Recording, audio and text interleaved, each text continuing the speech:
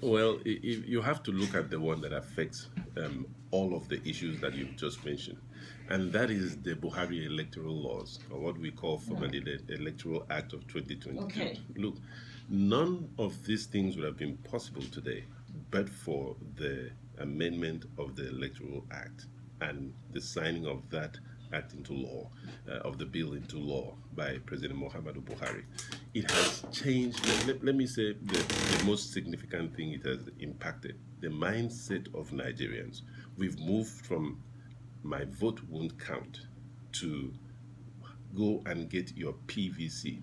Without that singular act, you wouldn't have been able to convince the young ones, 70% of who are below the age of 30, to go out, stand in the rain, mobilize, spend their own hard earned funds, and speak to different people in the marketplace, on the streets, in the motor parks, at the airports, or everywhere in schools.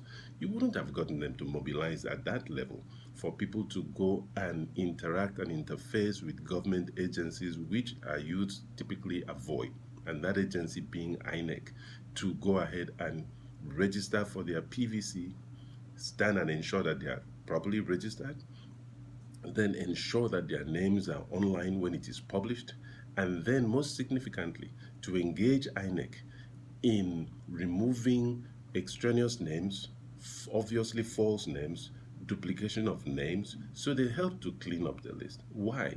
Because of this Electoral Act of 2022. And now we are also seeing the high tick in the number of people who actually want to go and pick up their PVCs. You have people who have transferred, you have people who have made changes because their pictures have faded.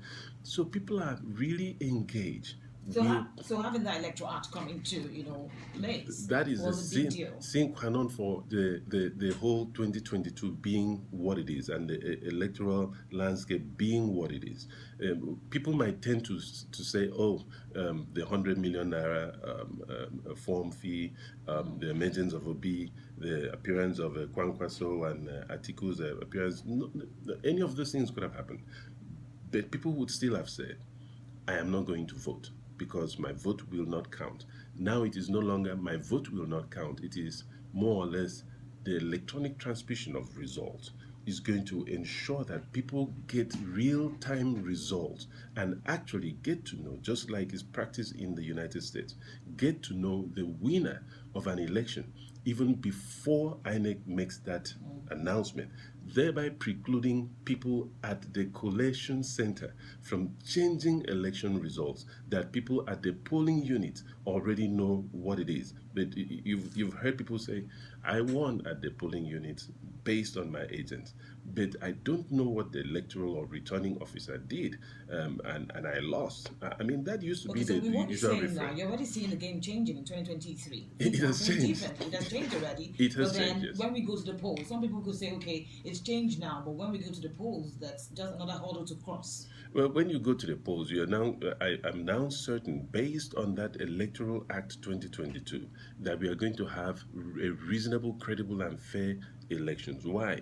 Because we have a history of it. We have an example in Edo State. No one really cried foul there because, I mean, it was obvious. You have Anambra State. Who did cry foul there? Nobody really cried foul. Then you have Ekiti, and then you have Osun State. So these were more or less like preliminaries, primaries, or get said, let's go. Now we have the general election coming up.